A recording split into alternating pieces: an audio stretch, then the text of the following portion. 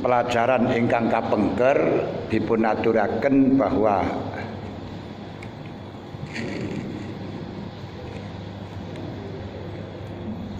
syaratnya jamaah ada 7. Syarat sahih jamaah niku ana 7. Pertama, barisan makmum tidak lebih depan daripada imam. Berarti yang sah makmum agak ke belakang atau jejer pas niku sah. Cuma lek jejer pas walaupun sah tidak mendapatkan fadilahnya jamaah. Itu kalau laki-laki. Kalau wong wedok barisane lek jadi imam gini ku di tengah-tengah, mboten usah maju padha kabeh. Len pengenane bab masalah barisan sampun dipun bahas panjang, berarti dipaleni yo kesuwen. Kalau yang belum paham mawon atau masih iskal, masih bingung, niku mangke ditandhetaken. Terus nomor loro syaratnya jamaah kedan niat jadi makmum. Bagi makmum tidak boleh menyambung sholat dengan sholatnya imam tanpa diniati nyambungkan. Jadi kalau ada orang sholatnya mengikuti kepada orang lain tapi orang niat jamaah, ben di nyono jamaah, ini mboten sah. Dan kemarin sudah kita ketahui kapan waktunya niat. Waktunya niat yaitu tidak harus di awal, tapi sing terpenting sebelum kita mengikuti imam dan sebelum menunggu imam dengan jangka yang lama masih boleh kita niat berjamaah. Makanya andai kata sholat dari pertama itu tidak berjamaah, sholat sendiri-sendiri, kemudian di tengah-tengah sholat kita menyambungkan dengan sholatnya orang lain, itu boleh. Yang penting belum sampai kita mengikuti.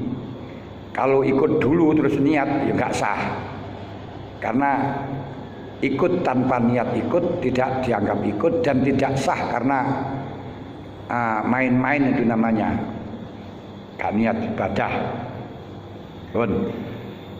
Atau belum menunggu jangka yang lama. Contoh nih, kita sudah waktunya rukuk, nggak rukuk karena di depannya belum waktunya rukuk, belum rukuk. Kita menunggu biar rukuknya bareng, kita biar dinyono jamaah. Padahal gak niat jamaah, niku ndak sah. Maka begitu panjenengan badhe ngenteni, ya harus nyambung dulu niat jamaah. Setelah niat jamaah baru boleh menunggu sampai berapa saja enggak masalah. Karena ketika sudah niat berjamaah berarti salat kita sudah sambung mengikuti aturan sholatnya imam, tidak boleh mengikuti aturannya sholatnya makmum. Sehingga ketika makmum mendapatkan 2 rakaat, imamnya mendapatkan 3 rakaat, yang semestinya kalau sholat sendiri makmum kesunatan tahiyat awal, maka harus mengikuti imam, tidak boleh tahiyat awal. Demikian pula ketika kita bangun dari tahiyat awal dalam rakaat kedua, sunatan untuk ngangkat tangan, tapi ketika imam tidak dalam rakaat kedua ya nggak usah ngangkat tangan. Demikian pula ketika imam dalam rakaat kedua setelah bangun dari tahiyat awal, itu nanti kan kesunatan ngangkat tangan.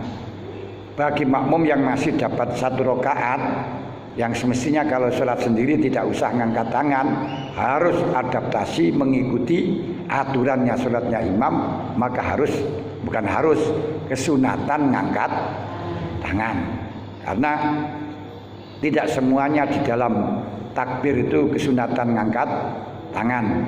Kita kesunatan ngangkat tangan di dalam takbir hanya pada Berapa tempat? 4. Pertama takbiratul ihram, kedua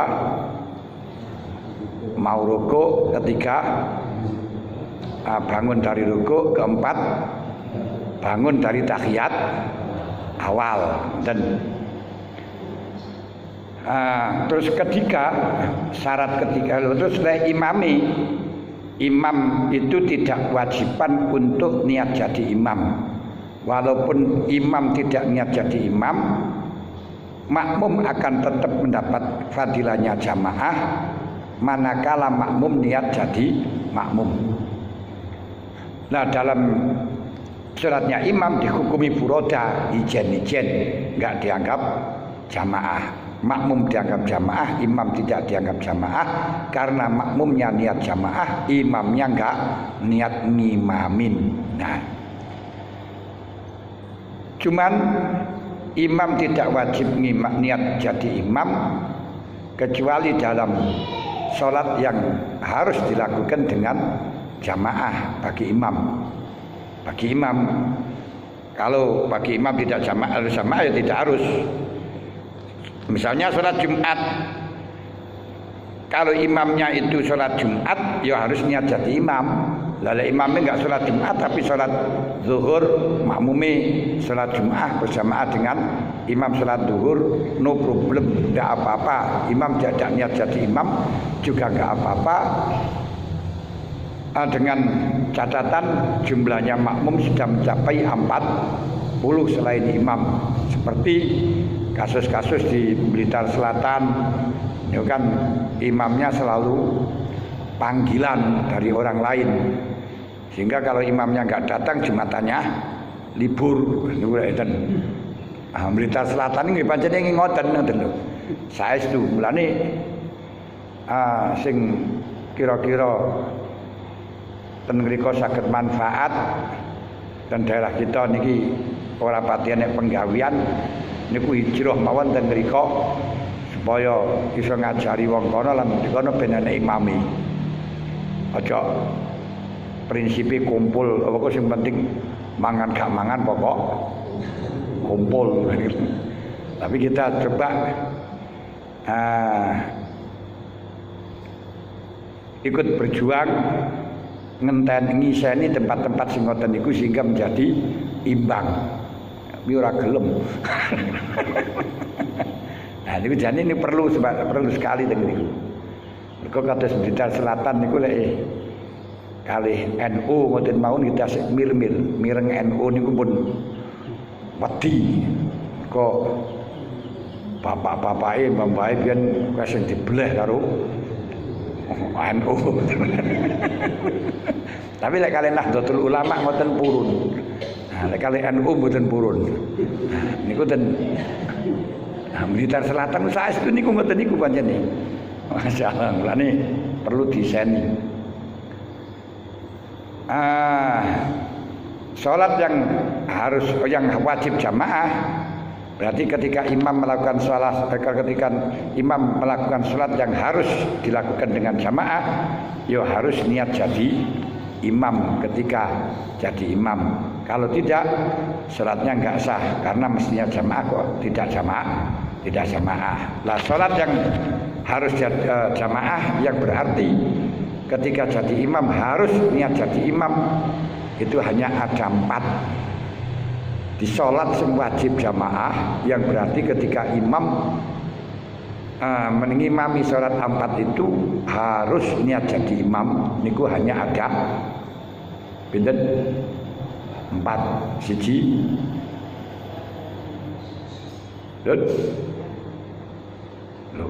sholat Jumat. Nah, sholat Jumat niku lek imami sholat Jumat wajib jamaah karena nggak ada sholat Jumat itu sendirian. Makanya imamnya kalau ngimami Jumat, kalau dia sholat Jumat wajib niat jadi imam. Nomor loro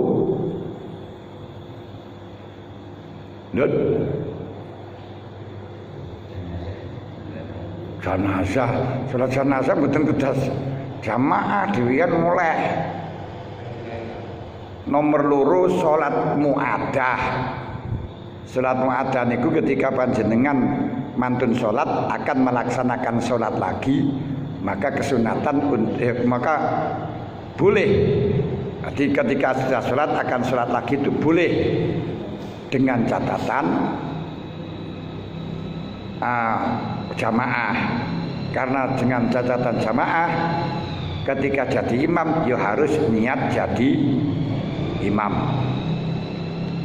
Ketika napa? Loh. Sholat jamak takdim disebabkan hujan. Jadi ketika panjenengan dalam waktu zuhur ada di masjid dan mulai akhir zuhur sampai awalnya sholat asar niki kok masih ada hujan, maka boleh kita niat jamak takdim untuk asarnya diletakkan zuhur agar supaya kita tidak kesulitan untuk datang lagi, dengan catatan satu berjamaah, dua di tempat yang andai kita datang itu akan terjadi kesulitan karena basah atau karena beletok. Kalau beletok ikutin desa-desa tasih enek. Nah, kalau di kota sudah nggak ada beletok. Nah, ketika imam ngimami dalam sholat takdim ini wajib niat jadi imam karena sholatnya wajib dilakukan dengan jamaah. Keempat, napa?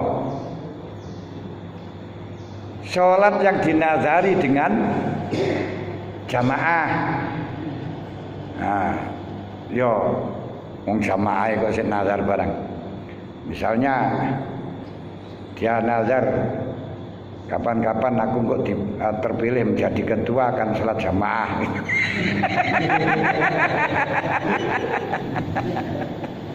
Kapan-kapan aku oleh aku metok arisan arep jamaah. Nah, ini hukumnya jamaah niki wajib. Karena wajib, ketika jamaah wajib niat jadi imam kalau dia jadi imam. Karena sholat yang asalnya tidak wajib menjadi wajib karena nazari. Niki rada dieling-eling. Marai nggak biasa dilaksanakan sehingga nggak pati eling. Niki sholat Jumat, sholat jamak takdim disebabkan hujan, sholat mu'adah, sholat yang dibaleni ada beberapa syarat harus masih ada dalam waktu. Kalau tidak dalam waktu nggak boleh. Keempat, sholat yang dinazar, sholat yang dinazari. Niku syarati jamaah kang nomor loro. Nomor telu syarati jamaah imam harus mengetahui perpindahan makmum harus mengetahui perpindahan rukunnya imam. Nah, berarti imam berdiri terus ganti rukuk, mari rukuk terus tangi, terus sujud dan sebagainya harus bisa menyaksikan, harus bisa mengetahui dengan cara zon. Nah, mengetahuinya itu ada beberapa mekanisme, ada beberapa cara.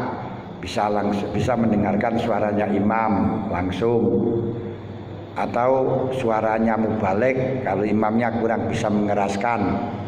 Nah, biasanya mubalig niku menyambung suaranya imam ketika imam makan rukuk.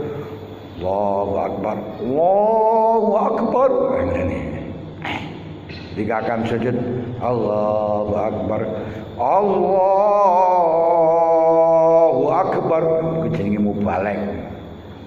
Mubalig niku makruh selama imam masih mampu untuk mengeraskan sendiri. Tapi kalau imamnya sudah tidak mampu karena sudah menua atau memang ada orang itu suaranya memang volumenya volume kecil, nah ini boleh untuk menggunakan mubalig. Termasuk mubalig adalah mic speaker. Kenapa kok mic speaker? Sebab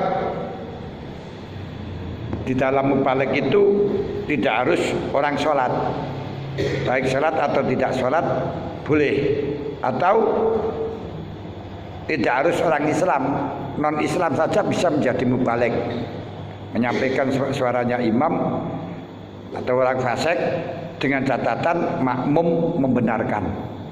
Karena yang terpenting zon. Kalau dari ini yang penting zon, berarti speaker lebih bisa dipercaya dibandingkan suaranya orang kafir. Walaupun dalam kutubus salaf tidak ada keterangan bahwa robit dengan menggunakan speaker, apalagi dengan televisi. Karena memang dulu tidak ada speaker, tidak ada televisi. Atau dengan melihat soft, melihat softnya yang paling belakang dan seterusnya, itu bisa. Nanti bisa mendengar suaranya imam langsung, mendengarkan suaranya mubalik, bisa dengan menggunakan speaker, bisa menggunakan syutingan, sirlang, siaran langsung, live, siaran langsung. Termasuk ya dengan apa sajalah. Kedua dengan melihat imam atau melihat makmum, berarti melihat orang yang melihat imam itu bisa. Kenapa? Karena namanya jamaah itu mengikuti imam. Bagaimana mungkin dia akan mengikuti kalau tidak mengetahui perpindahannya? Makanya tidak sah jamaah bagi orang budak di malam yang gelap gelita. Kenapa? Ini imamnya rukuk juga tahu, imamnya sujud juga nggak tahu. Bagaimana mungkin untuk mendengarkan nggak dengar karena budak. Melihat kak bisa melihat karena peteng dadat, ini nggak sah. Kalau semacam itu ya sholat sendiri-sendiri aja. Yang keempat,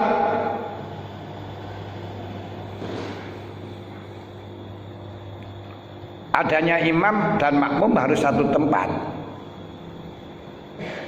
Karena imam itu dijadikan untuk diikuti oleh makmum, orang yang mengikuti kelasimannya harus satu tempat.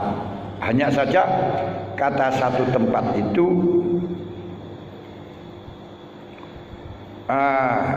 tidak bisa dijelaskan di dalam syariat, karena memang tidak ada keterangan di dalam syariat berapa ukuran satu tempat itu. Juga tidak ada di dalam makna bahasa satu tempat adalah nggak ada. Karena tidak ada, setiap sesuatu yang tidak ada kejelasan di dalam syariat dan tidak ada dalam cara bahasa harus dikembalikan kepada uruf. Uruf niku kepantesan. Pantesi diarani satu tempat. Setiap hukum yang dikembalikan kepada kepantesan ini rawan terjadi perbedaan pendapat. Kenapa kok rawan? Dikarenakan untuk menilai ini pantas disebut dengan satu tempat atau tidak patut disebut dengan satu tempat, ini masih elastis, bisa beda-beda antara pandangan satu orang dengan yang lain. Karenanya satu tempat itu ada yang mengatakan imam dan makmum tidak melebihi 3 dirham, bukan 300 dirham. Satu dirham itu 48 cm, sekampangan 50 berarti 150, 150 dicukup 6, 144.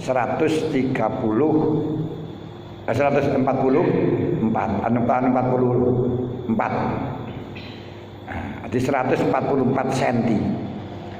Jadi ya 1,5 meter kurang.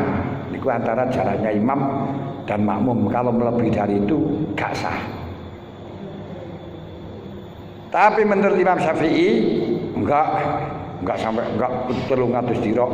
Telung dirok niku analoginya disamakan dengan kita jagongan. Jagongan itu yang laik antara satu dengan yang lain tidak melebihi 3 dirok. Menurut Imam Syafi'i, selama imam dan makmum itu tidak jauh dari 300 dirok, nah, jadi kalau 300 dirok 144 meter. Nggih betul 144 meter. 144 meter. Nah di situ masih sah. Alasannya apa? Karena jangka 144 meter itu ketika kita minta tolong atau melemparkan sesuatu, ini nyampe. Ngantem nih, wes ini udah sih nyampe. Makanya batasnya gitu. Kalau satu masjid walaupun jauh, menurut Imam Syafi'i tetap dikatakan satu tempat. Terus Imam Hanafi tidak, walaupun satu masjid kalau jauh atau di tempat yang lain, misalnya satu kamar dengan kamar yang lain, tidak boleh. Kenapa bisa berbeda? Karena memang di dalam syariat tidak ada ketegasan, kejelasan berapa ukuran satu tempat. Makanya dikembalikan kepada kepantesan. Kepantesan, yo. Wong kula kali jenengan mawon kowe iki pantes, iki ora ngoten nggih. Beda kok ya. Makanya kepantesan itu fastafti qalbak, tanyakan kepada hati masing-masing. Ngoten. Sami kalih air suci kecampuran perkara lain yang suci, termasuk kecampuran sabun atau digawe godhog kangkung. Ini kalau sampai merubah nama kemutlakan air, tohir ghairu mutahhir. Tapi kalau hanya berubah saja tapi tidak sampai merubah nama, tetap tohir mutahhir. Ketika ada air kecampuran dengan sabun, ini pandangan kita mungkin akan berbeda. Kalau umumnya, secara umumnya pantasnya sudah disebut dengan air sabun atau belum. Kalau hanya dikatakan bau sabun tetap sah, tohir mutahhir. Kalau sudah disebut dengan air sabun, tohir ghairu mutahhir, tohir tidak mensucikan. Sama tidak, ini air apa? Wis air sabun itu. Ini orang air biasa, cuma mampu sabun. Nah, ini akan orang satu dengan yang lain berbeda. Ini gayanya kita fikih ya semacam itu. Makanya orang yang tidak paham, karena dianggap Quran itu sebagai kamus, hadis itu sebagai kamus, seakan-akan semuanya diterangkan detail. Enggak. Masih perlu ada penjelasan. Karena kendati Quran itu qat'i, menurut Quran itu mesti qat'i absolut. Tapi pemahaman dari ayat itu tidak ada yang qat'i, kecuali didukung oleh hal yang lain termasuk ijma'nya sahabat, itu akan jadi qat'i. Kalau tidak seperti itu tidak qat'i. Contoh saja, aqimis shalah li dzikri, laksanakan salat. Apakah salat ini wajib? Kalau dari sisi lafadznya bisa diartikan wajib, bisa diartikan tidak wajib. Mutlaqul amri wujub satu, karena al-aslu. Ada yang mengatakan enggak, amar itu aslinya enggak wajib karena al-aslu baru atul zimah, wong niku asalnya enggak punya tanggungan. Makanya aqimis shalah itu bisa diartikan masih bisa kemungkinan sholat itu wajib, bisa kemungkinan tidak wajib. Tapi makna sholat itu akan menjadi pasti maknanya wajib didukung dengan yang lain, perbuatan sahabat, perbuatan Nabi, bahkan orang yang tidak sholat dibunuh. Nah ini berarti akhirnya memberikan makna bahwa aqimis sholat dilalah halal wujub. Kalau tidak ada dilalah tidak. Oleh karenanya ketika nanti dilalah itu akan menjadi berbeda cara pengambilan dalil. Contoh, sholat Idul Fitri, sholat Idul Adha, menurut Imam Syafi'i bukan wajib, namun sunnatun muakkadatun. Alasannya apa? Karena ada hadis A'rabi. A'rabi niku wong Badui, anggun arek gunung. Biasanya dalam kata-katanya pertanyaannya kasar, bloto sudo, bloko sudo, cukup bloko suto, wis saeneki surapati mikir, karena memang tidak ada ajaran untuk basa barang ngoten nika, basa krama. Tapi ikhlas. Nah, ikhlas dan sosialnya besar. Dengan tonggo api. Mulane sampai jangka sak kilo ini sik roh ya dikenal. Mulane tekoni depuni dalem Pak Sohib. Oh celak niki lho, niku lho. Celak ngono parani sak kilo. Niku lek wong anggun. Nah, wong Arabi ngene niku. Ah, wong persilan. Niku takon nang Kanjeng Nabi. Apa ada selain 5 waktu ini yang diwajibkan ya Rasul? Ayo jatuh bigari saat bigari al-aqul khamsah. Masih ada yang kewajiban sholat selain 5 waktu? Kanjeng Nabi jauh la illa in tatawwa'ah.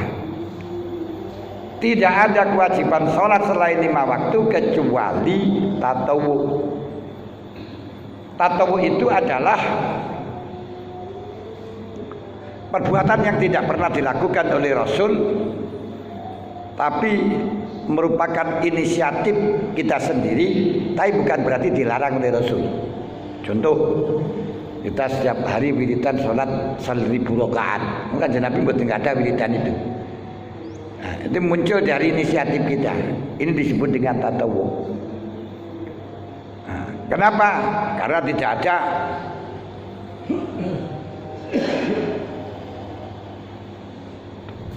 Kanjeng Nabi tidak pernah melaksanakan, tapi Kanjeng Nabi memerintahkan untuk melakukan sholat dengan kata-kata sholat itu bebas. As-sholatu khairun maudu'un. Khairu maudu'in. Sholat itu bagus-bagusnya perkara yang dianjurkan oleh syariat. Faman sya'afal yuklil waman sya'afal yuksir. Siapa yang ingin memperbanyak silakan. Siapa yang ingin meringkas yang wajib-wajib saja, yuk silakan.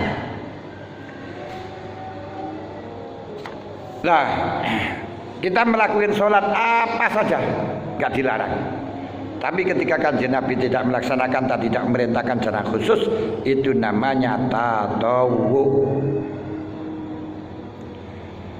Tapi kalau Kanjeng Nabi melakukan terus-menerus dengan kontinu, seperti sholat witir. Kanjeng Nabi niku nglakoni sholat witir dengan cara kontinu. Kontinu niku terus-terusan, gak penanti. Itu disebut dengan sunnah. Karena kata sunnah itu adalah adat. Adat itu kebiasaan. Itu kebiasaannya Kanjeng Nabi, mengajarkan sunat. Kalau tidak pernah dilakukan, kalau Kanjeng Nabi tidak melakukan secara kontinu, tapi Kanjeng Nabi memerintahkan melakukan 1 kali 2 kali, kita terus menerus seperti hanya sholat duha. Itu namanya mustahabun. bahasane padha sunate lah dimaknani bangga sunat. Cuma hanya bahasa sunat itu ada yang diungkapkan dengan mustahabun, ada yang dikatakan dengan sunnatun, ada yang disebut dengan tatawwu. Perbedaannya seperti tadi. Ada.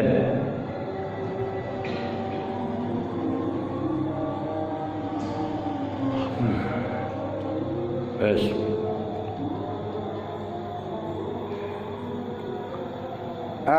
Nah, sholat id, kalau Imam Syafi'i memandang dari hadis tadi itu tidak wajib, karena Kanjeng Nabi mengatakan tidak ada yang 5 waktu kecuali tatawwu. Tapi A'immatus Salasah mengatakan sholat id itu hukumnya wajib. Kalau tidak ada yang melaksanakan perlu diperangi. Kenapa? Karena Rasulullah dan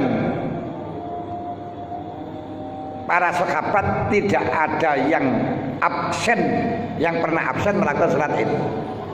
Dengan adanya beliau kontinu melakukan, ini berarti menunjukkan wajib. Ini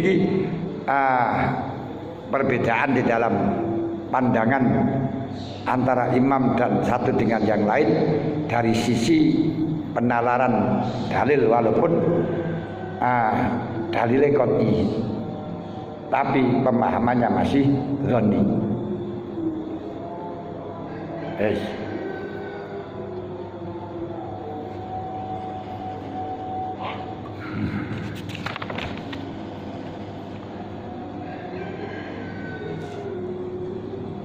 Lalu kemarin sudah dikatakan dimasuk satu tempat itu syaratnya tidak ada aling-aling antara imam dan makmum yang bisa mencegah datangnya makmum ke imam. Yang kita kemarin jelaskan, ketika imamnya di atas atau makmumnya di atas, imamnya di bawah, itu gak masalah. Apa disyaratkan mukhadzah? Ini ada khilaf. Bagi yang mengatakan mukhadzah berarti harus tidak lebih tinggi daripada kepalanya imam. Yang mengatakan tidak harus mukhadzah, walaupun lebih tinggi tidak masalah.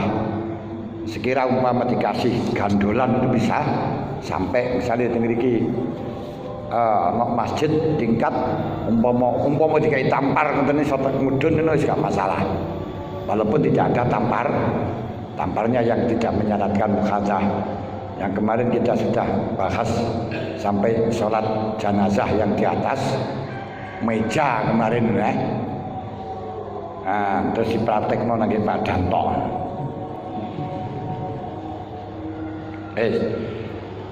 Yang keenam, yang kelima, tadi sekarang.